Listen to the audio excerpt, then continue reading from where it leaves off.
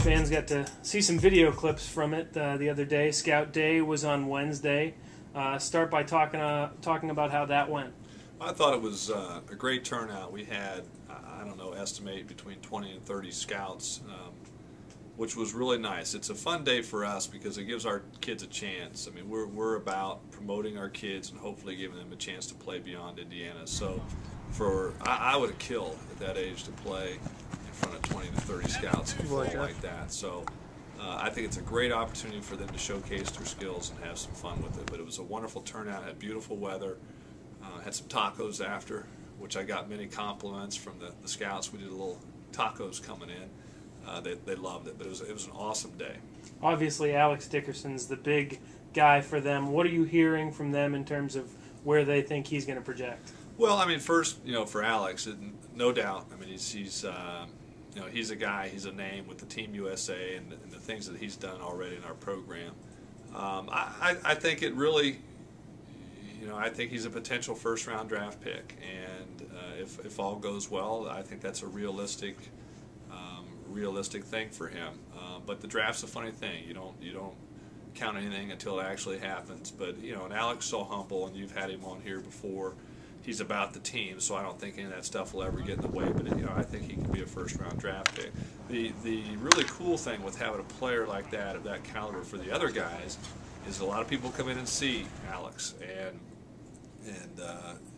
that's going to be a benefit to some of the other guys that would be seen and re-seen by some of the scouts. So don't be surprised if we may lose other guys because of the Alex Dickerson ripple effect, if you will, with the draft. On Monday, Cream and Crimson series gets started. Some interesting plot lines. Obviously, there was a year off because the pitching depth was a little thin last year. Now you've got a significant pitching depth.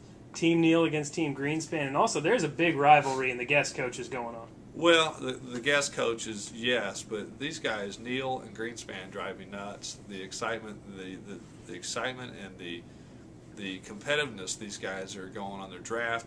Coach Greenspan, Ben was complaining the whole time that he was not being treated fairly in the draft, and the commissioner stepped in and we made sure that things equaled out. So you have big-time competition going on that. It's been great. We do a fun thing with the faculty and have guest coaches come in and kind of serve as the guest managers for the time, and business school has representatives each of the 3 days that we allow that to happen versus some other departments on campus. And I've been privy to some of the email exchanges between the departments, and if we think we're competitive in athletics, you got to be kidding me. Those guys are they're cutthroat. And it was interesting looking at the way the draft broke down.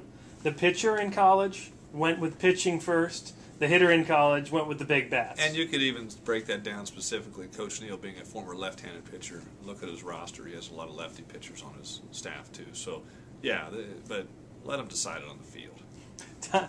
Tied in with the Cream and Crimson series, the golf outing on Friday. Still have a few spots open, I understand. Very few. I think we've got about 5 spots open, so that if anybody's watching this and want to come and have a great day at our IU baseball golf outing next Friday, the 15th, just get in touch with the baseball office. But it'll be full. It would be our 3rd or 4th consecutive year where we have 2 foursomes on every hole. So it's a wonderful event, and Mother Nature going to cooperate again.